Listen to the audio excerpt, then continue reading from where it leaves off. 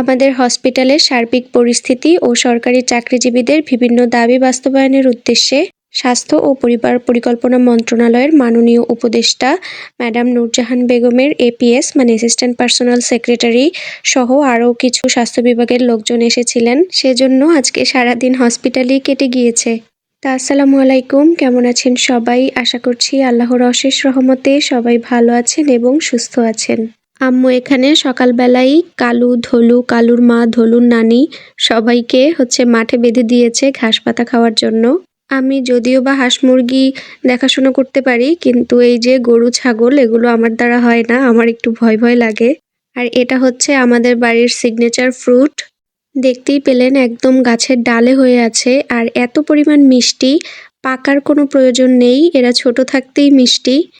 আর এই কামরাঙা যে একবার খায় সে পুরো ক্রাশ খেয়ে যায় এই কামরাঙার উপরে, পরবর্তীতে এসে আরও চায়। আজকে হসপিটালে যাব বলে রান্নাবান্নাও আর করিনি, ওটা আম্মুই করছে। আর আমি রেডি সেডি হয়ে এই যে চলে আসলাম হসপিটালে। আমাদেরকে বলা হয়েছিল একদম ৮টার মধ্যে যেন আমরা উপস্থিত থাকি, তো আমি অন টাইম চলে এসেছি।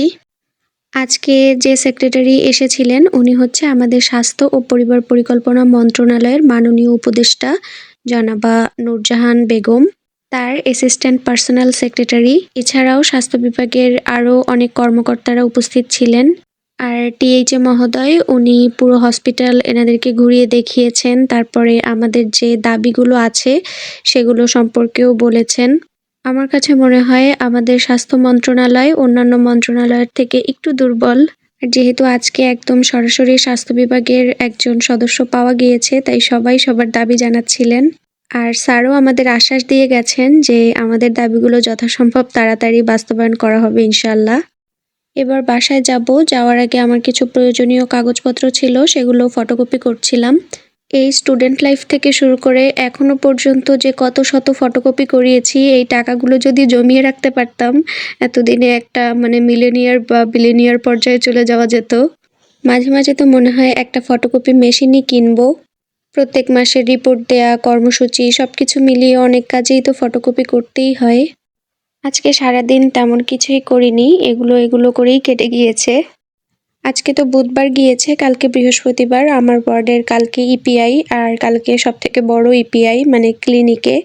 এই জন্য খাতাটা আজকেই রেডি করে রাখছি। আইপিসি করার সময় যদিও ছোট করে নোট করে নিয়ে যাই, আর টালি শিটে লেখা হয় না, ইপিআইয়ের আগের দিন টালি শিটে লিখে ফেলি। তো এই তো আজকে এখানেই বিদায় নিচ্ছি, ইনশাল্লাহ আপনাদের সাথে দেখা হয়ে যাবে আমার নেক্সট কোনো ভিডিওতে। সবাই ভালো থাকবেন, আমাদের জন্য দোয়া করবেন। আল্লাহ হাফেজ।